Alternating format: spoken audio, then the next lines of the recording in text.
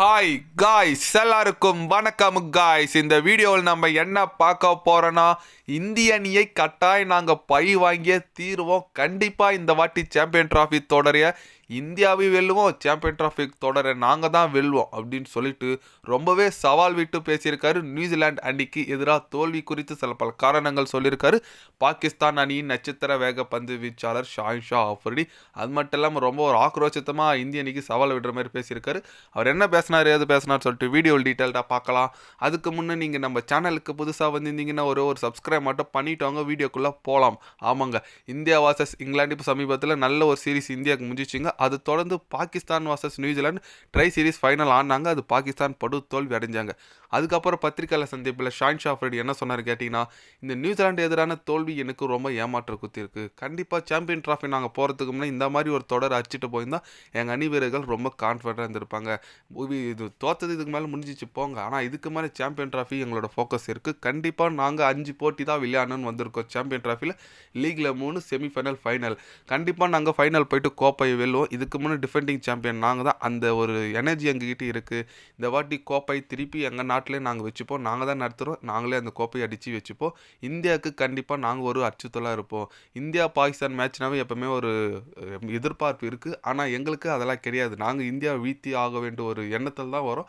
கண்டிப்பாக இந்தியாவை வீழ்த்துவோம், கோப்பையை வெல்லுவோம் அப்படின்னு சொல்லிட்டு ஷாஹின் அஃப்ரிடி பார்த்தீங்கன்னா தோல்விக்கு அப்புறம் நம்ம மேலேயே அந்த கோவத்தை காமிச்சிருக்காருன்னு சொல்லாங்க.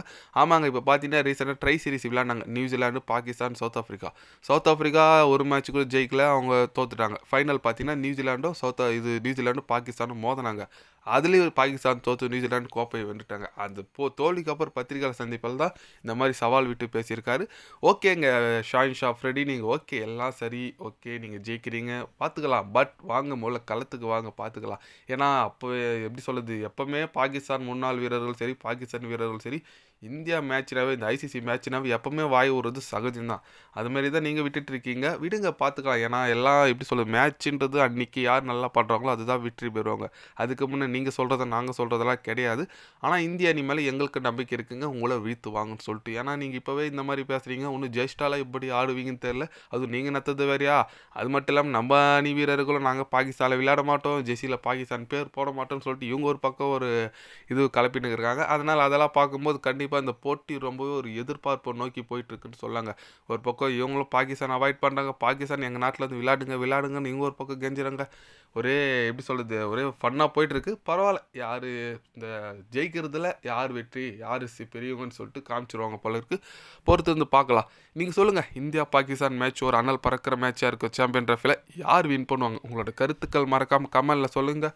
இது போன்ற ஸ்போர்ட்ஸ் நியூஸாக தெரிஞ்சுக்கணுன்னா சேனலை சப்ஸ்கிரைபர் லைக் ஒன்று பண்ணிக்கிங்க.